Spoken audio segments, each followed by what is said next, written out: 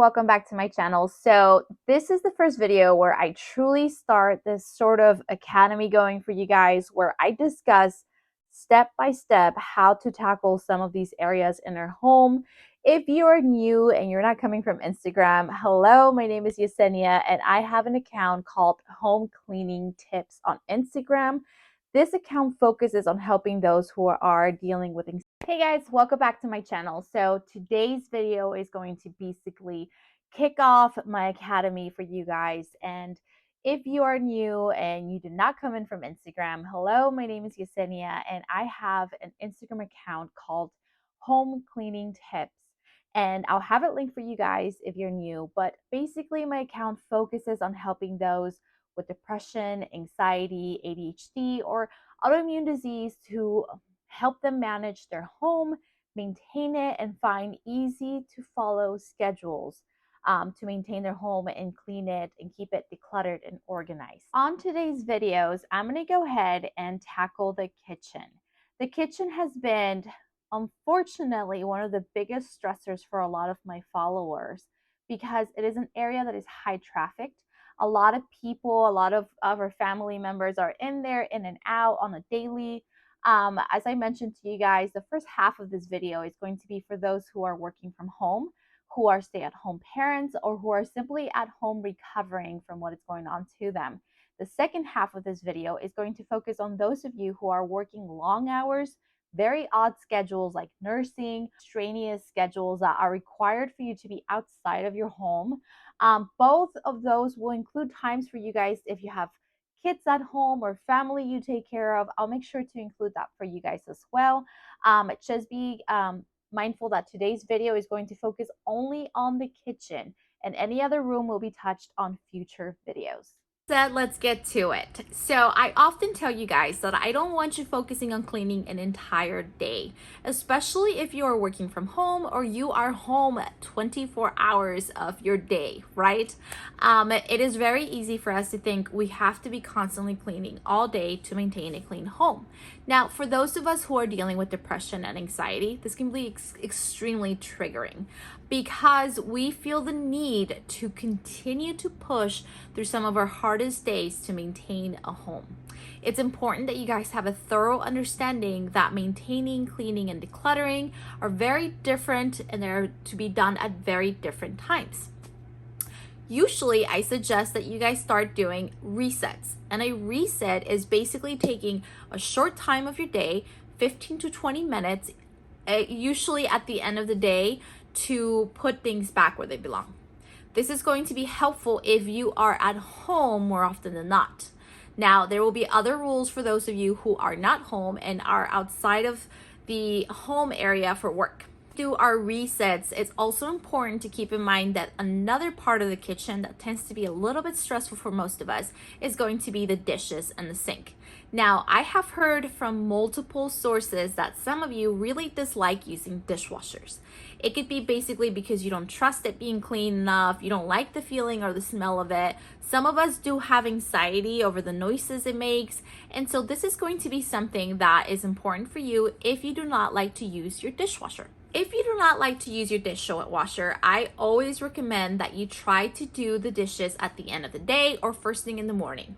Essentially, you're going to have to do dishes on the daily regardless, but if you are the type of person that really doesn't like using your machine, I suggest that you select 5 to 10 minutes and make sure those dishes are being washed and put away.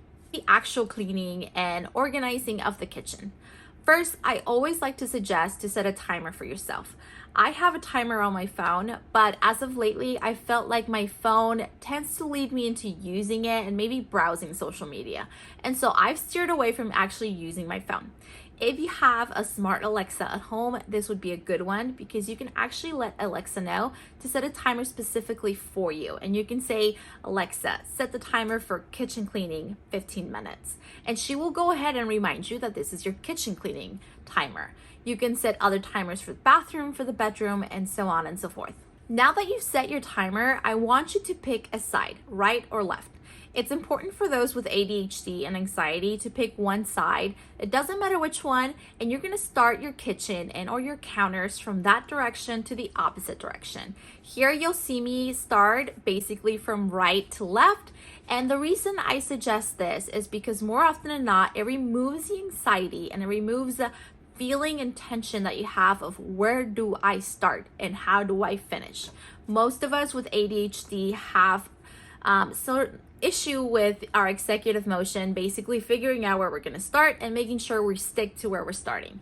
And so I have decided that I start from right to left, regardless of where I'm at, and I do not move from that section. And okay, so here you're going to see me start from right to left. As I mentioned to you guys, I like to make sure that I focus on the area at hand. And typically now I've been starting with my island because it does get very messy. It basically becomes a catch-all. And overall, I like to make sure that this is the first area that I clear. I like to basically stay on track when I'm doing these because it is so easy to just look at around the area and say, oh, I need to take care of the cereal, or I need to take care of the food and the groceries. As you can see here, most of the things I either put back or I put them off on this section, especially if I have to refill containers. And so it's important to me that you focus on what you're doing and don't stray from it.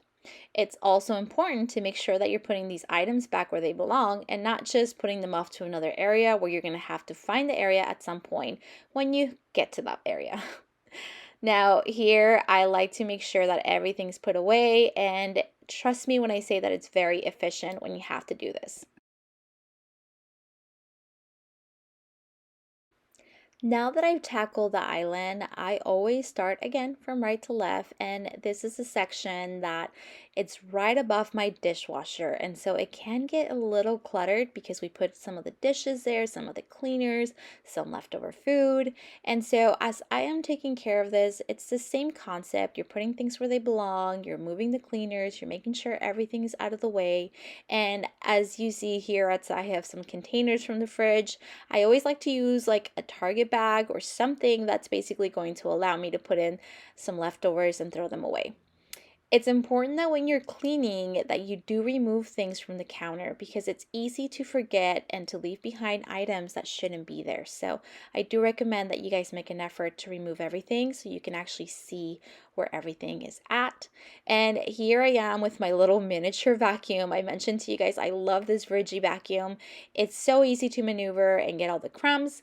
And I am using the Spray Away disinfecting spray because it really is the best disinfecting spray out there, but it also cleans and thoroughly moves all of the gunk out of the counters. Now, when it comes to the dishes, it's important that you do not feel so overwhelmed while doing them. As I mentioned, if you are the type of person that does not like using a dishwasher, it really is crucial that you set aside some time, 15 to 20 minutes if it's a lot of dishes, 5 to 10 if it's just a few. Wash everything that's in there. Do not forget the pots and pans. Those are usually the hardest, and get it all done. Once you've finally gone through all your dishes, it's very important that you also use this time to wash and clean your sink. I like to go in with the spray away cleaner because it's so easy to just go ahead and get in there. And this sponge is so amazing. I love how big and grippy it is because I like to be able to clean everything. This sponge is actually from Brick and Bone, and they are the most amazing sponges. I'm honestly so happy to be trying them, and I have been using them for different things. You'll see me in this video actually using them for dusting, for cleaning the sink, cleaning the baseboards. It's amazing, truly.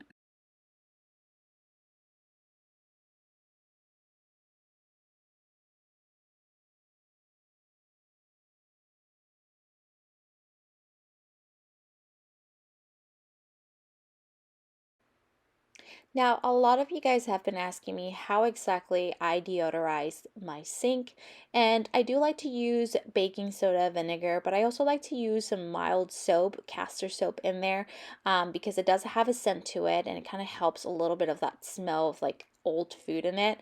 So I basically mix in a cup of baking soda, the castor soap with some sort of fragrance, or you can use essential oils as well.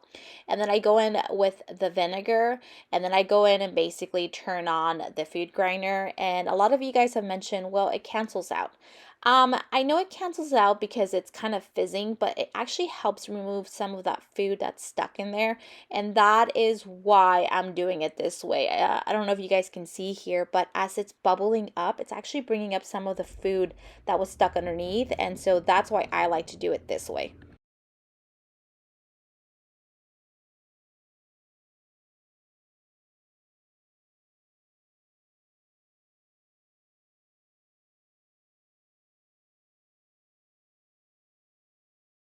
If you're choosing to use a dishwasher, it is a perfect chore to split with someone in the house. If you live by yourself, then it is something you have to do on your own. But if you are married or you have older kids or kids who are old enough to take on this chore, it would be great to delegate some of these tasks to them. It takes away from your stress of having to do this by yourself and also sets some boundaries of what is expected of the rest of the family to help out in the house. As we go ahead and move past the dishes, it's important to always start with where we see. And our counters tend to be the first site that we need to take care of. Once we've started with the left to right or right to left, whichever one you choose, make sure you stick to that path, throwing away trash, putting dishes in the sink, putting food back to where it belongs, and making sure everything is properly picked up. The tools that I like to keep around, especially when I'm cleaning the kitchen, is a small mini vacuum or just a handheld vacuum. I have both. I have tried both the Dyson V8, which is the pet vacuum, and then I have the Briggi cordless vacuum. This is a mini vacuum. I like to always use them because I like to vacuum up the crumbs.